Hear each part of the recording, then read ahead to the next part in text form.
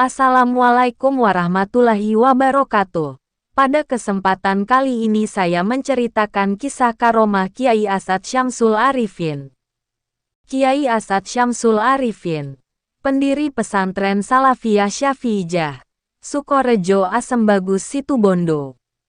Santri Syekhona Kholil Al-Bankalani ini, dalam sejarah Nahdlatul Ulama, yang diutus untuk menyampaikan pesan-pesan khusus sebagai isyarat pendirian organisasi kelak bernama Nahdlatul Ulama. Suatu ketika, Kiai Asad pernah menangis ketika santrinya mengetahui bahwa beliau adalah seorang komandan atau pimpinan para wali.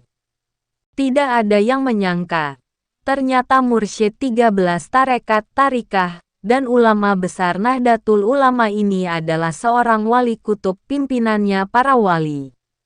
Berikut adalah kesaksian dari Kiai Mujib, putra Kiai Haji Ridwan Abdullah pembuat lambang Nahdlatul Ulama. Kiai Asad laksana samudera tak bertepi. Beliau semakin didekati kian bertambah tidak kelihatan. Saya sangat berpengalaman, bahkan saya pernah mencium seluruh tubuhnya, kecuali yang memang tidak boleh. Setelah saya pijat selama hampir 3 jam, beliau tertidur sangat pulas. Saya ciumi sekujur tubuhnya, dari ujung kepala sampai telapak kaki. Saya tidak mendapatkan bau apa-apa, sampai hati saya berkata, beliau ini ada atau tidak ada? Apakah ini orang yang dikatakan sudah berada di makam fana? Hampir 20 tahun saya hidup bersama beliau.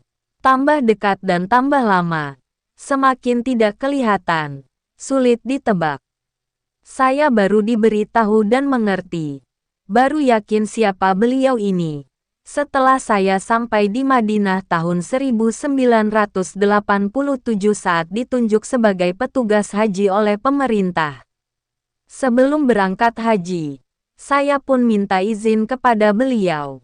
Pak Mujib, pergi haji sampean ini sunnah tapi sampai datang ke Haramain tahun ini wajib fardu kifayah. Kalau sampean tahun ini tidak datang ke tanah haram, dosa sampean besar, kata Kiai Asad. Kenapa? Tanyaku. Jawabnya nanti di sana, bukan di sini, kata Kiai Asad tersebut. Namun sampean jangan berkecil hati.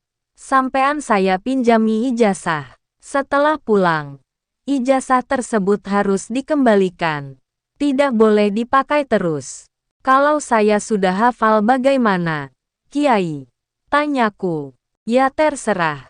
Kalau sampean jadi bajingan, sampai larut malam, saya tidak diperbolehkan pulang.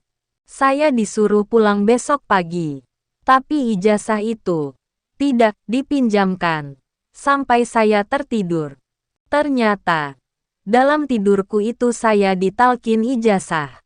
Lalu saya ditanya apakah masih punya wudhu. Saya jawab, masih punya. Baru kemudian saya ditalkin. Menjelang salat subuh saya pun terbangun. Ternyata di bawah bantal ada secarik kertas yang ditulis oleh Kiai Asad. Bunyinya persis seperti ijazah dalam tidur tadi.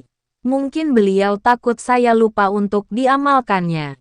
Setelah saya pulang dari haji, beliau sudah ada di rumah saya ingin mengambil ijazah itu. Saya tidak minta oleh-olehnya, Pak Mujib. Hanya saja ijazah itu harus dikembalikan, kata Kiai Asad sendiri.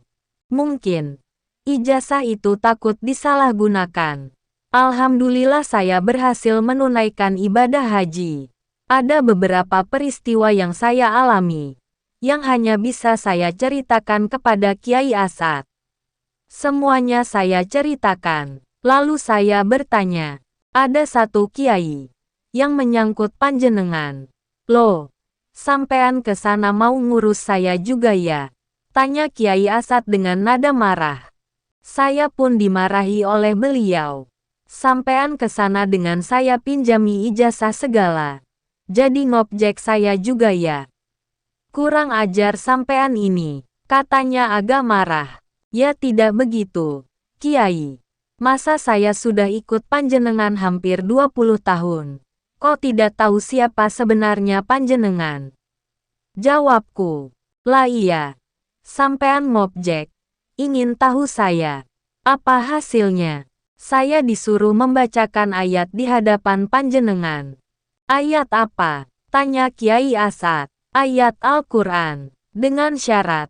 Kalau panjenengan mau. Kalau tidak mau ya tidak usah. Jawabku. Mana ada kiai yang tidak mau dibacakan Al-Quran? Gila sampean ini, kata Kiai Asad. Lawong, bos di sana bilang begitu. Kiai, kata saya lucu. Ceritanya, sewaktu di Tanah Mekah saya bertemu, bos. Kata bos, kalau Kiai Asad tidak mengaku siapa sebenarnya beliau. Bacakan ayat ini. Dengan catatan beliau harus mau. Kalau tidak mau, ya saya tidak akan pernah tahu siapa Kiai Asad, jawabku.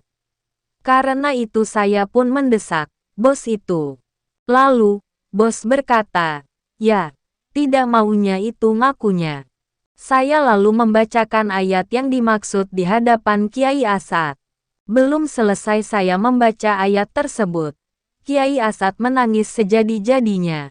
Menjerit sampai bercucuran air mata. Inilah pengakuan yang tidak bisa dihindari. Saya tembak di tempat dengan resep, bos tadi. Ya, jangan tanya siapa bos tersebut. Saya tunggu. Beliau nangis hampir 1 jam. Itu pun masih terisak-isak seperti anak kecil. Lalu saya diajak salaman. Ketika saya mau mencium tangan beliau, tidak diperbolehkan. Kali ini sampean tidak saya izinkan mencium tangan saya, kata Kiai Asad masih dalam keadaan terisak-isak. Saya pucat. Wah, haji saya kali ini mardut tertolak begitu dalam benak saya. Mengapa? Sebab saya telah membuka rahasia besar, yang di dunia ini orangnya hanya satu. Wali kutub ini, di dunia hanya satu. Itu rahasianya saya buka. Walaupun saya disuruh, bos yang tadi itu. Saya minta belas kasihan sampean agar jangan sampai ngomong kepada orang lain selama saya masih hidup. Siapa diri saya ini? Demikian Kiai Asad meminta kepadaku. Mungkin cukup sekian jika ada salah kata saya memohon maaf yang sebesar-besarnya. Wassalamualaikum warahmatullahi wabarakatuh.